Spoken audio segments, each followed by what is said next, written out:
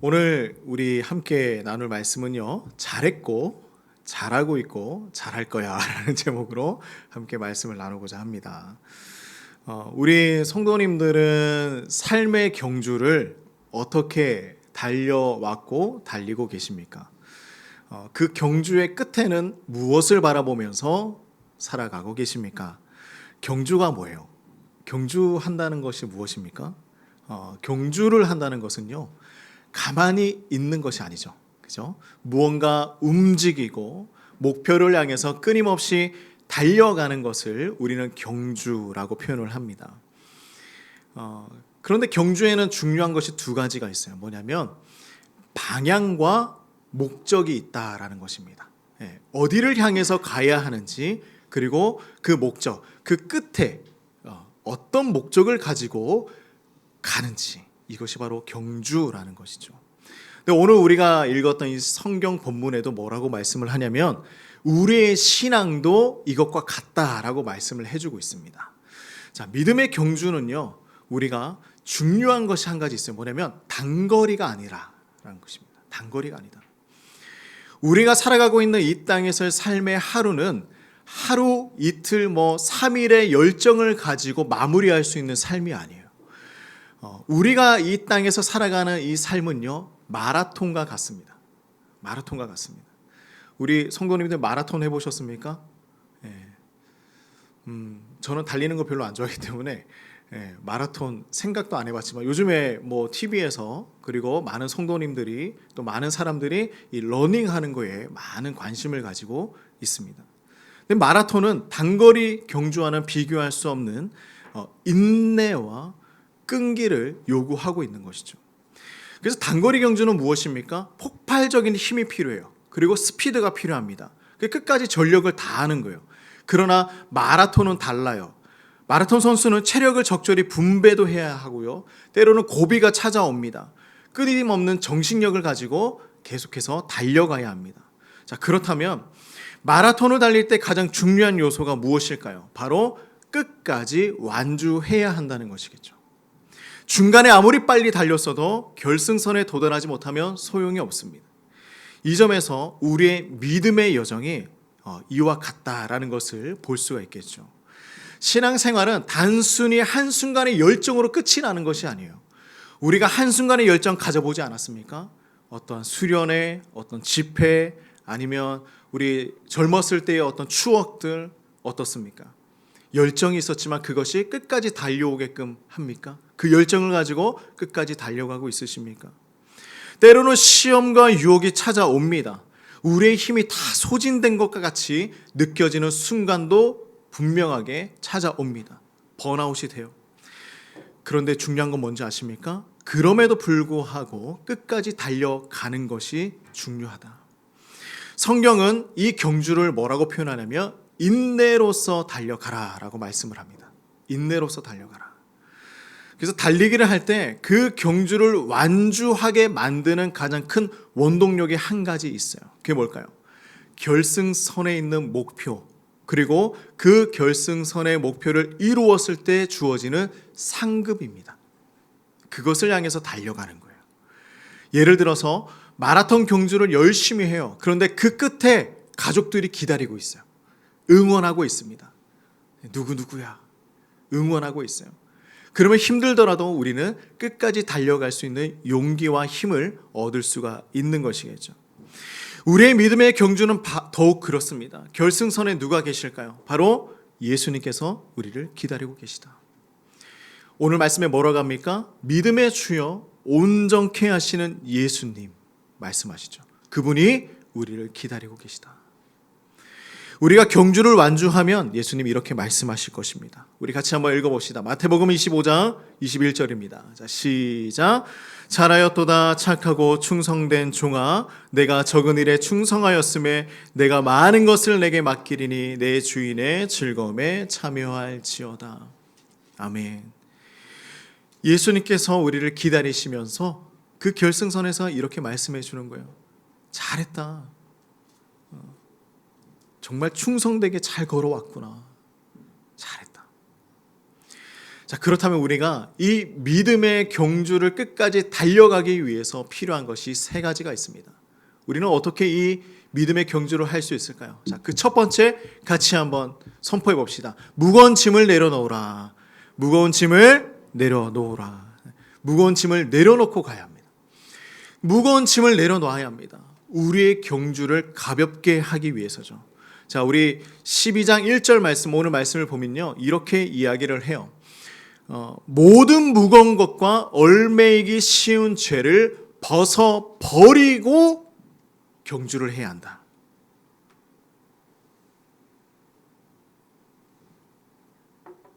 모든 무거운 것과 얽매이기 쉬운 죄를 벗어 버려야 한다라고 말씀을 하고 있습니다. 우리의 삶에 정말 중요한 원리가 되겠죠. 자, 우리의 짐을 내려놓는 것부터 시작해 봅시다. 그런데 어떤 운동선수가 무거운 짐을 짊어매고 열심히 달려갈 수 있겠습니까? 힘을 다할 수 있겠습니까? 짐을 짊어지고 달리려 하면 아무리 강한 사람이라고 할지라도 얼마 못 가서 지치고 쓰러지고 말 것입니다. 우리의 믿음의 경주도 마찬가지겠죠. 하나님께서 우리에게 원하는 건 무엇이냐면 가볍게 달리기 원하시는 거예요. 가볍게 달려가길 원하시는 것입니다. 자, 그러면 우리가 무거운 짐이 무엇인지를 한번 살펴봐야 할 것입니다. 자, 오늘 1절 말씀에 보면요, 무거운 것을 얘기하는데 이 무거운 것은요, 죄와 동일하다라는 것이 아니에요. 죄는 따로 말씀을 하시죠. 얽매이기 쉬운 죄, 이렇게 구분해서 말씀을 하십니다. 그러니 모든 무거운 것은 따로 있다, 지금 말씀을 하고 있는데요, 우리가 이것을 좀 더 살펴보길 원합니다. 우리의 마음과 삶을 짓누르는 무거운 것이 있다라는 거예요. 믿음의 경주를 방해하는 것들이 있는데 그것이 무엇이냐? 이렇게 사람들마다 그 무거운 것은 다르겠지만 오늘은 이 몇 가지를 한번 나누어 보도록 하겠습니다. 첫 번째, 염려와 걱정이에요. 염려와 걱정이 있는 거예요. 자, 우리 마태복음 6장 27절 말씀 한번 보겠습니다. 뭐라고 하십니까? 너희 중에 누가 염려함으로 그 키를 한 자라도 더할 수 있겠냐? 아무리 염려를 많이 한다고 해도 그 문제를 해결할 수 있겠느냐 말씀을 하시는 것이죠. 우리의 삶 속에 크고 작은 염려와 걱정이 마음을 짓누르는 것입니다. 하나님을 바라보지 못하게 만들어요. 하지만 우리 인간은 어떻게 합니까? 자꾸만 하나님 대신해서 문제를 붙들고 그것을 스스로 해결해 보고자 하는 것입니다. 이것이 우리의 무거운 문제가 된다, 무거운 짐이 된다 말씀을 합니다. 두 번째는 뭘까요? 바로 이 사람과의 갈등, 그리고 용서하지 못하는 마음이 무거운 짐이 될 수 있다. 자, 에베소서 4장 31절 32절 같이 한번 읽어봅시다. 자, 시작. 너희는 모든 악독과 노함과 분냄과 떠드는 것과 비방하는 것을 모든 악의와 함께 버리고 서로 친절하게 하며 불쌍히 여기며 서로 용서하기를 하나님이 그리스도 안에서 너희를 용서하심 같이 하라라고 말씀을 합니다. 과거의 상처, 용서하지 못한 사람, 해결되지 않은 관계, 우리의 마음을 짓누르는 짐이 될 수가 있다. 올 한 해 이것이 우리의 짐이 되지는 않으셨습니까? 용서하지 못하는 마음이 우리를 억누르고 있지는 않았습니까? 세 번째, 이런 것이 있습니다. 세상의 성공에 대한 집착이 있다라는 것이죠. 때로는 우리는 세상의 기준에 따라서 계속해서 성공하려고 합니다. 더 인정받으려고 애쓰다가 놓치는 것이 있는데 그게 뭐냐면 하나님께 집중하지 못하는 거예요. 하나님께 집중하고자 하면 일이 생겨요. 하나님 앞에 나아가고자 하면 업무가 가중돼요.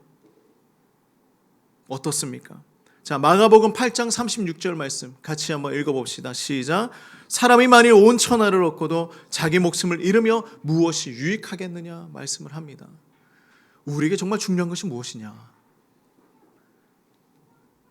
또 이것이 있습니다. 우리의 무거운 짐, 과거의 실패와 좌절입니다. 과거의 실패와 좌절에 매여 있는 것도 무거운 짐이 될 수 있어요.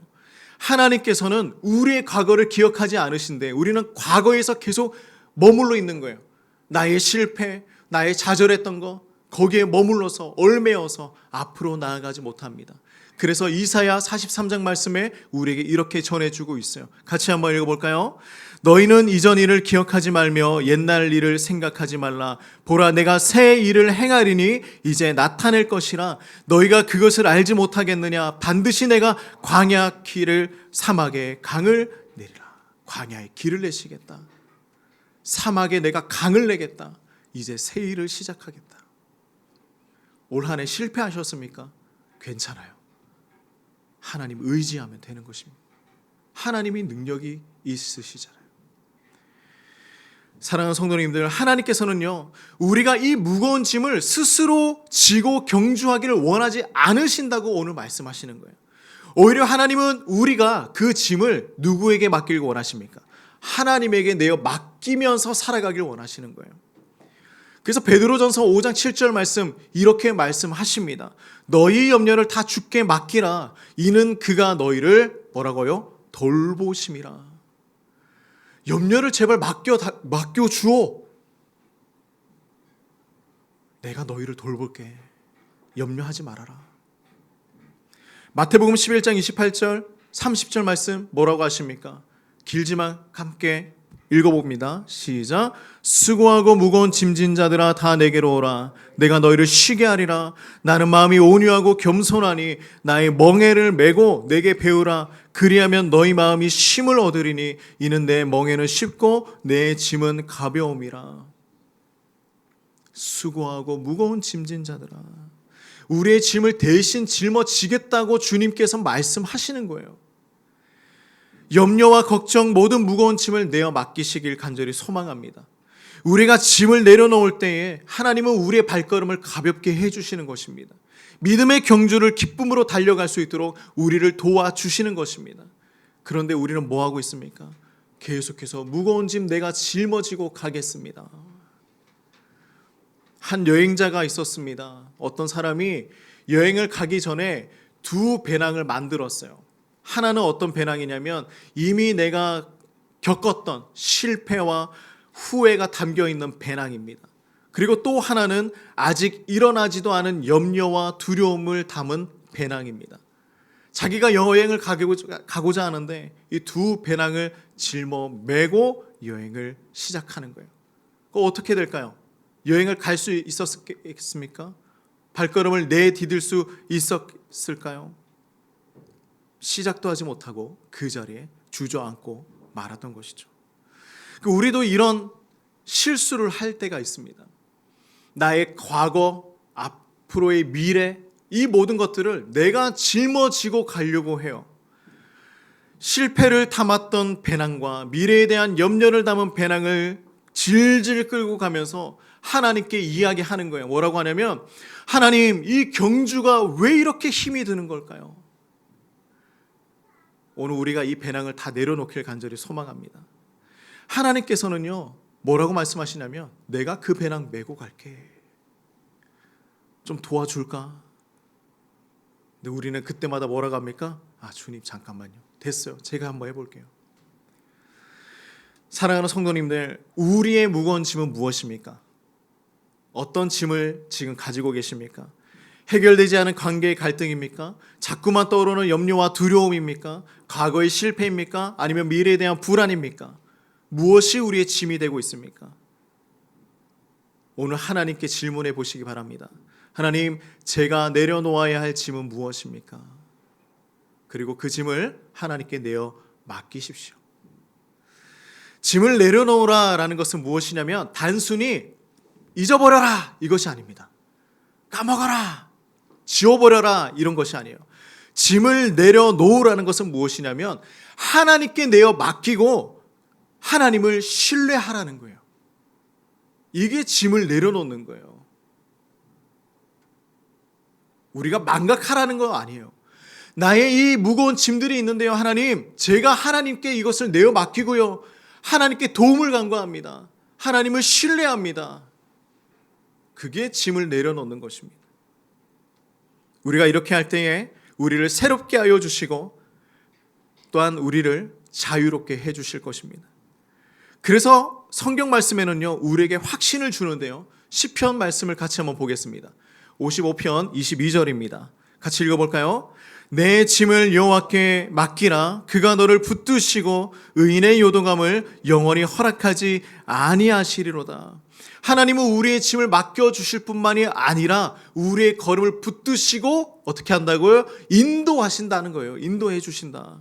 자, 이사야 40장 31절도 같이 한번 읽어봅니다. 시작. 오직 여호와를 앙망하는 자는 새 힘을 얻으리니 독수리가 날개치며 올라간 같을 것이요 다른 박질하여도 곤비하지 아니하겠고 걸어가도 피곤하지 아니하리로다. 우리를 이렇게 인도하시는 거예요. 하나님께 짐을 내어 맡길 때 우리에게 새 힘 주시고 이 경주를 완주할 수 있도록 능력을 허락해 주실 것입니다. 그러면 우리가 무거운 짐을 내려놓고 또 다음으로는 어떻게 나아가야 하는가? 믿음의 경주를 어떻게 해야 되는가? 두 번째입니다. 같이 한번 선포해 봅시다. 인내로 경주를 완주하라.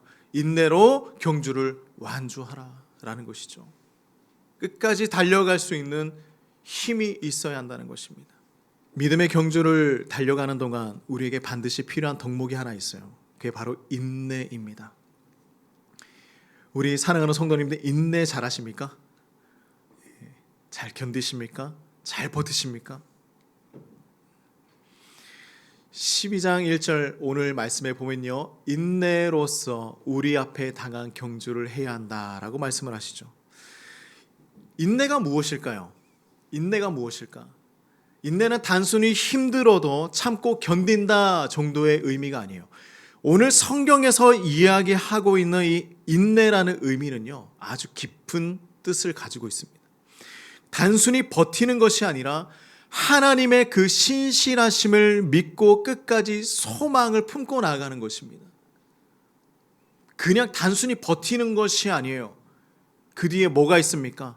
하나님의 신실하심, 그리고 소망이 있다. 그래서 내가 인내한다.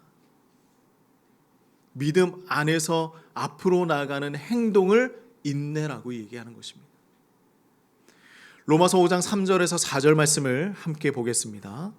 다만 이뿐 아니라 우리가 환난 중에도 즐거워하나니 이는 환난은 인내를, 인내는 연단을, 연단은 소망을 이루는 줄 알미로다. 그죠? 소망이 있기 때문에 우리는 인내할 수 있는 것이죠. 그래서 이 인내는요, 단순히 우리가 수동적으로 견디면서 살아가는 것이 아니에요. 내가 능동적으로 움직이면서 하는 것이 인내입니다. 큰 소망이 있어요. 목적이 있어요. 적극적으로 믿음으로 나아가는 행동이 있는 것입니다. 그래서 야고보서 1장 2절에서 4절 말씀에 우리에게 이렇게 가르쳐 주고 있습니다. 같이 한번 읽어볼까요? 내 형제들아 너희가 여러 가지 시험을 당하거든 온전히 기쁘게 여기라. 이는 너희 믿음의 시련이 인내를 만들어내는 줄 너희가 알미라. 인내를 온전히 이루라. 이는 너희로 온전하고 구비하여 조금도 부족함이 없게 하려 함이라. 아멘. 시험을 당하거든 기쁘게 여겨야 한다. 뭐냐면 믿음의 시련이 인내를 만들어내기 때문이다 라고 말씀을 하고 있죠. 하나님께서는 우리의 믿음의 경주에서 이 인내를 통하여 연단하시고 온전하게 만들어 가신다라는 것이죠. 그러면 우리는 왜 믿음의 경주에 이 인내가 필요한가 한번 더 생각을 해봅시다. 믿음의 경주는 단거리가 아니기 때문에 순간적인 열정으로 끝까지 달려갈 수는 없어요. 우리가 순간적으로 에너자이저나 아니면 에너지바나 몸에 좋은 것을 막 먹었다고 해서 그 믿음의 경주를 끝까지 달려갈 수 있는 것이 아닙니다. 중간중간 고비가 찾아오는 거예요. 우리 신앙의 여정 한번 돌아가 봅시다. 아니면 우리가 올 한 해만으로도 우리 한번 생각을 해봅시다. 어땠습니까? 믿음이 흔들리지는 않으셨습니까? 포기하고 싶지는 않으셨습니까? 그래서 우리에게 이 말씀들이 필요합니다. 요한복음 16장 33절 한번 읽어보겠습니다. 이것을 너희에게 이르는 것은 너희로 내 안에서 평안을 누리게 하려 함이라. 세상에서는 너희가 환난을 당하나 담대하라. 내가 세상을 이기었노라. 고난과 시험이 찾아오기 때문에 필요합니다. 인내가 필요해요. 고난과 시험이 반드시 찾아옵니다. 고난이 닥칠 때에 인내하지 않으면 쉽게 포기하게 되겠죠. 하지만 인내는요, 우리를 그 고난 속에서도 믿음을 지켜갈 수 있도록 붙들어 주는 것입니다. 하나님께 더 가까이 나아갈 수 있도록 도와주는 것입니다. 그리고 또 하나 무엇이냐면 하나님의 시간이 우리의 시간과 다르기 때문에 인내가 필요해요. 하나님의 계획과 시간은 우리의 생각과 다를 때가 너무나 많이 있습니다. 아브라함 어땠습니까? 하나님께서 약속하신 아들을 얻기 위해서 25년의 시간을 기다렸습니다. 요셉은 어땠습니까? 꿈을 꾸고 애굽의 총리가 되기까지 13년 동안 노예와 감옥 생활을 해야 했습니다. 다윗은 어땠습니까? 왕으로 기름 부음을 받고 왕이 되기까지 20년이 지나서야 왕이 될 수 있었어요. 그 인내의 시간들이 필요하다. 이 시간을 통하여서 우리가 연단되기를 원하시는 것입니다. 그리고 또 하나 무엇입니까? 사도 바울은 이렇게 고백을 했습니다. 같이 읽어볼까요? 내가 달려갈 길과 주 예수께 받은 사명 곧 하나님의 은혜의 복음을 증언하는 일을 마치려 하면은 나의 생명을 조금도 귀한 것으로 여기지 아니하노라. 믿음의 경주에는 분명한 목적이 있다라는 거예요. 하나님께서 예비하신 상급. 주의 복음을 증언하는 그 일에 나는 조금도 귀한 것으로 여기지 않는다. 그러면 우리는 하나님께서 주시는 그 인내의 능력을 어떻게 얻을 수 있을까? 자, 우리 세 가지로 나눠서 한번 봅시다. 바로 이것입니다. 하나님의 말씀을 붙잡아야 해요. 하나님의 말씀을 붙잡아야 합니다. 시편 119편 105절 말씀에 이렇게 말하죠. 주의 말씀은 내 발의 등이요 내 길의 빛이니이다. 우리가 하나님의 말씀을 가지고 인내를 얻을 수가 있습니다. 두 번째는 이거예요. 기도로 하나님의 도우심을 간구해야 하는 것입니다. 빌립보서 4장 6절에서 7절 말씀 이렇게 말씀하죠. 아무것도 염려하지 말고 다만 모든 일에 기도와 간구로 너희 구할 것을 감사함으로 하나님께 아뢰라. 그리하면 모든 지각에 뛰어난 하나님의 평강이 그리스도 예수 안에서 너희의 마음과 생각을 지키시리라. 간구하라는 거예요. 우리의 마음과 생각을 나 스스로 지킬 수가 없어요. 기도해야 하는 것입니다. 기도해야 지켜집니다. 그리고 마지막으로 결승선을 바라보는 거예요. 그곳에 무엇이 있는지 바라보는 것입니다. 자, 그래서 우리가 가장 중요한 것을 나누고자 합니다. 세 번째, 이 믿음의 경주에서 가장 중요한 것은 바로 이거예요. 예수를 바라보라는 거예요. 예수를 바라보라. 히브리서 12장 2절 말씀을 보면요, 이렇게 말씀합니다. 믿음의 주요 온전하시게 하시는 그것이 예수다. 믿음의 주, 왜 이렇게 고백을 할까요? 우리의 믿음의 시작이 예수님이라는 거예요. 믿음의 시작이 예수님입니다. 우리의 믿음은 우리가 스스로 만들어내는 것이 아니라 예수님께서 주신 선물이에요. 그래서 에베소서 2장 8절 말씀에 이렇게 말씀합니다. 너희는 그 은혜에 의하여 믿음으로 말미암아 구원을 받았으니 이것은 너희에게서 난 것이 아니요 하나님의 선물이다.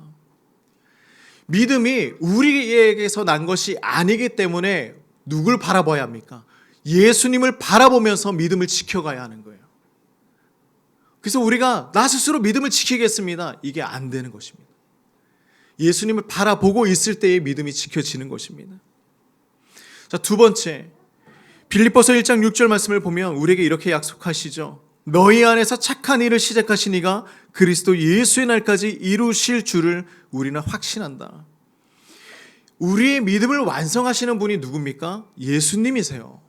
그래서 나 스스로 이 믿음을 완성해 나갈 수가 없는 것입니다. 우리의 믿음의 경주를 완주하도록 끝까지 붙들어 주시는 분, 그분이 예수님이시기 때문이에요. 자, 그래서 우리가 예수님을 바라보면서 살아가야 하는 것입니다. 예수님을 바라보면서 살아가야 하는 그 첫 번째 이유는 바로 무엇이냐면 우리의 모델이 되어주시기 때문이에요. 예수님만이 우리의 모델이십니다. 우리 말씀 같이 한 번 더 읽어봅시다. 우리 색에 되어 있는 부분만 읽어봅시다. 그는 그 앞에 있는 기쁨을 위하여 십자가를 참으사 부끄러움을 개의치 아니하시더니 하나님 보좌 우편에 앉으셨느니라. 예수님은 우리의 믿음의 경주에서 완벽한 모델이 되어주신 거예요. 예수님께서는 십자가라는 극심한 고통과 수치를 참아내셨습니다. 참으사, 십자가를 참으사. 그리고 그분이 그 고난을 이겨낼 수 있었던 이유가 무엇이었을까요? 지금 이 십자가만을 바라본 것이 아니라 십자가 너머에 있는 그 영광과 기쁨을 바라보셨기 때문입니다. 그리고 또 하나 우리의 구원을 바라보셨기 때문입니다. 그래서 우리도 예수님 바라보면서 우리의 고난, 우리의 아픔 견뎌낼 수 있는 것이겠죠. 그리고 또 하나 우리가 주님을 바라보아야 하는 이유, 우리의 인도자가 되어주시기 때문입니다. 우리 요한복음 말씀 같이 한번 읽어봅시다. 시작. 예수께서 이르시되 내가 곧 길이요 진리요 생명이니 나로 말미암지 않고는 아버지께로 올 자가 없느니라. 믿음의 경주는 우리가 스스로 방향을 찾아가는 것이 아니에요. 예수님이 우리의 길이라고 말씀하셨습니다. 그래서 우리의 믿음의 여정은요, 예수님께서 가르쳐 주시는 그 길 따라가는 거예요. 이게 믿음의 여정입니다. 예수님 바라보지 않고는 올바른 길 걸어갈 수가 없어요. 예수님께서 우리를 선한 목자로 인도해 주시고 생명으로 이끌어 주시기 때문입니다. 필수 조건이죠. 자, 세 번째, 예수님은 우리의 소망이 되어 주시기 때문에 예수님만을 바라봐야 하는 거예요. 자, 히브리서 6장 19절 말씀 읽어봅니다. 우리가 이 소망을 가지고 있는 것은 영혼의 닭 같아서 튼튼하고 견고하여 휘장 안에 들어간다. 우리가 이 소망을 가지고 있는 것은 영혼의 닻이라고 표현을 하고 있는 것입니다. 영혼의 닻이다. 믿음의 경주는요, 때때로 폭풍우와 같은 그런 고난 가운데 있을지라도 우리는 소망이 있는 그 닻을 내리면서 살아가는 것입니다. 예수님에게 닻을 내리는 거예요. 닻을 내리고 살아가는 것입니다. 닻을 내리지 않으면 그 폭풍 가운데 있는 배가 흔들릴 수밖에 없는 것이죠. 우리가 배를 타고 바다로 나아가서 폭풍 가운데서 살 수 있는 방법 여러 가지가 있겠지만 가장 중요한 것은 나침반을 들고 바른 방향으로 나아가는 것입니다. 그 폭풍이 끝날 때까지 올바른 방향으로 걸어가는 것입니다. 그렇게 가는 거예요. 우리는 무엇을 가지고 살아가고 있습니까?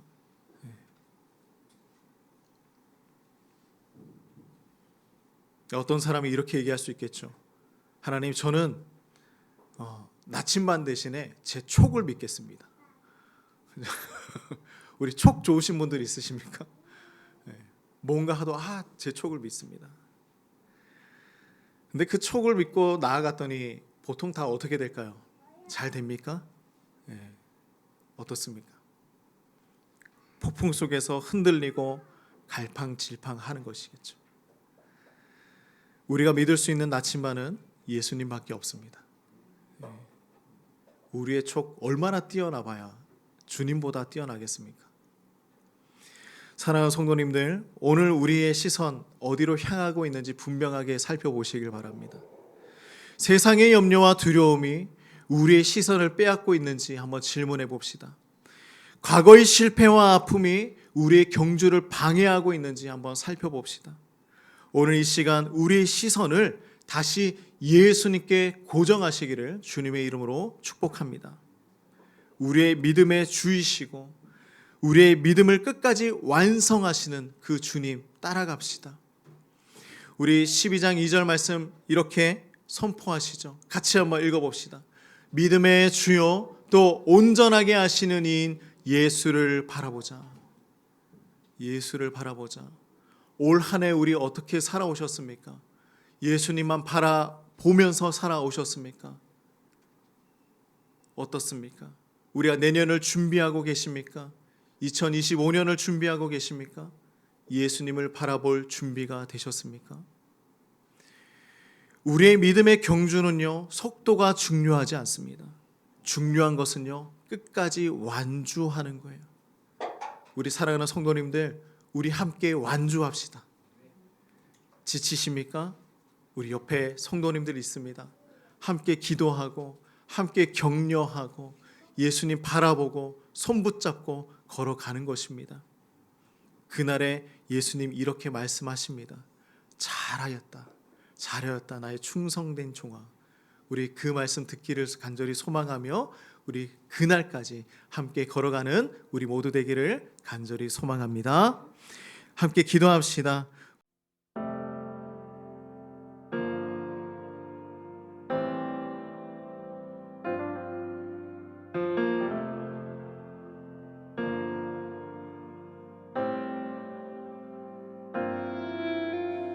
우리는 하나님의 자녀, 주 사랑 안에 우리 거할 때 주님 나를 사랑하신 것 같이 우리도 서로 사랑할 수 있네. 우리는 주의 몸 된 교회, 뭐든지 제가 하나 될 때 예수님의 마음을 닮아가며 고통과 즐거움 함께 나누네.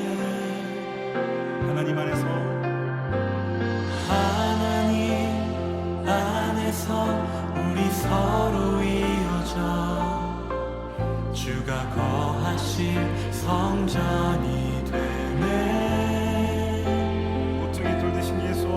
모퉁이 돌 대신 예수와 하나 되게 하신 성령 아래